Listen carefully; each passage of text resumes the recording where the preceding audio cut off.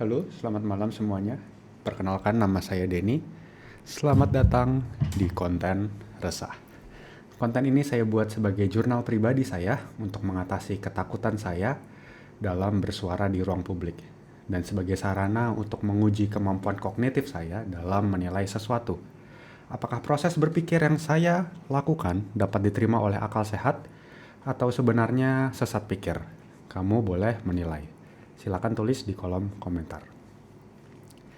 Hari ini Rabu, tanggal 5 April 2023, pukul 10:20 malam. Kita akan membahas soal orang bodoh. Oke, orang bodoh dari kata sifat bodoh yang artinya tidak mengerti, berkembang jadi situasi yang disebut kebodohan, yaitu keadaan kurangnya pengetahuan akan suatu hal. Nah, dari sini kita bisa tarik kesimpulan. Saya bodoh akan sesuatu, kamu bodoh akan sesuatu, dan semua orang bodoh akan sesuatu. Jadi bodoh itu natural. Pertanyaannya, bodoh itu boleh atau enggak? Ya boleh lah ya, dalam tanda kutip. Selama kamu sadar bahwa kamu bodoh. Kenapa begitu? Kita bahas sedikit nih tentang fenomena psikologi yang disebut Dunning-Kruger Effect. Studi ini diterbitkan tahun 1999 oleh David Dunning dan Justin Kruger, dua psikolog asal Amerika. Sejarahnya silakan baca sendiri. Jadi apa esensi dari teori ini? Pertama, kita sepakat dulu ya, dalam memulai sesuatu kita semua bodoh. Makanya semua orang perlu sekolah, perlu belajar biar kadar kebodohannya itu bisa berkurang. Nah, ngomongin soal belajar, mungkin yang dipikirin orang kebanyakan sebelum ada Dunning-Kruger teori tadi kurang lebih seperti ini. Coba kita lihat ke whiteboardnya ya. Jadi ini yang dibayangin orang. Kita coba pakai dua variabel ya. Di sini ada confidence atau tingkat percaya diri, dan ada kompetensi atau kemampuan lah ya. Kalau ngomongin confidence, kita pakai satuan emosi deh. Ini dari emosi negatif ke emosi positif. Tidak percaya diri dan sangat percaya diri. Dan kalau ngomongin kompetensi, mungkin kita pakai satuan waktu ya. Berapa banyak sih waktu yang dihabiskan untuk mengasah kompetensi ini? Let's say seperti itu.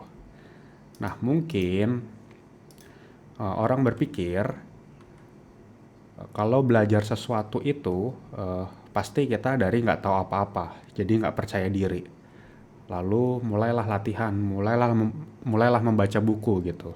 Seiring berjalannya waktu, rasa percaya dirinya akan naik bersamaan dengan tadi usaha yang dilakukan.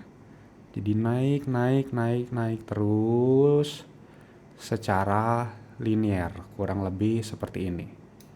Jadi semakin orang belajar, semakin dia punya kemampuan, rasa percaya dirinya akan semakin tinggi. Begitulah ekspektasinya. Nah, namun dari Dunning-Kruger Effect ini menjelaskan fenomena yang lain. Oke, kenyataannya seperti ini. Kita ambil contoh ya, orang belajar sesuatu.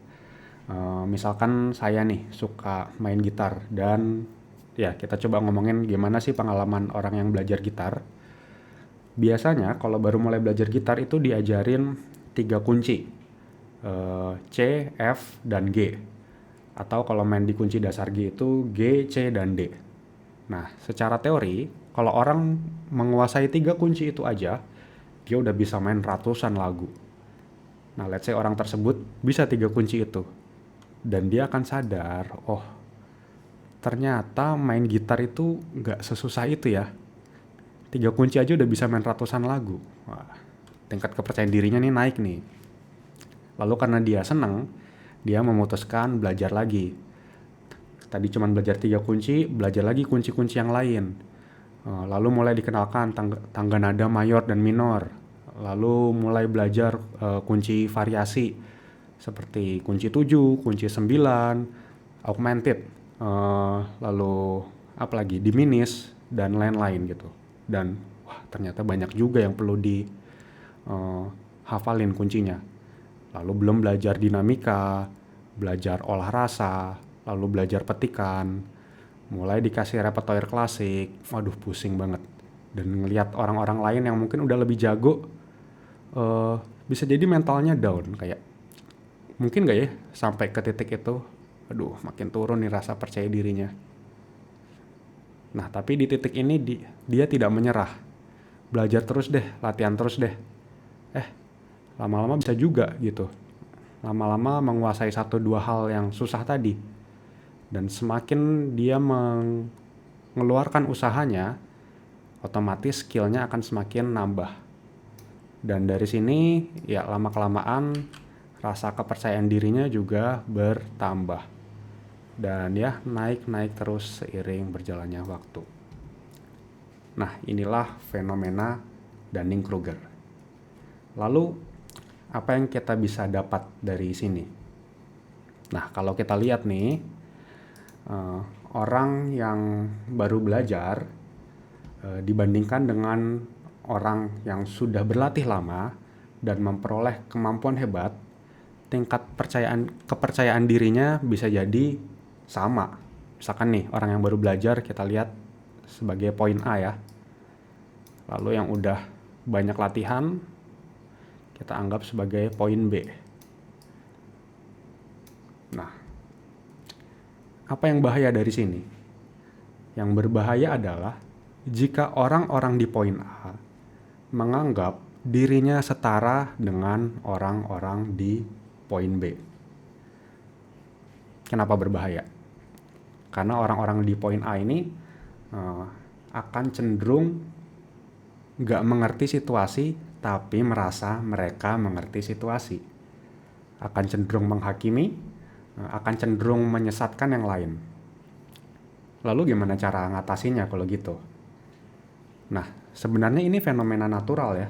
Dan kita semua akan ada di titik A di satu waktu sementara. Nah, gak apa-apa kalau kita ada di titik A. Kita jadi seneng, bagus.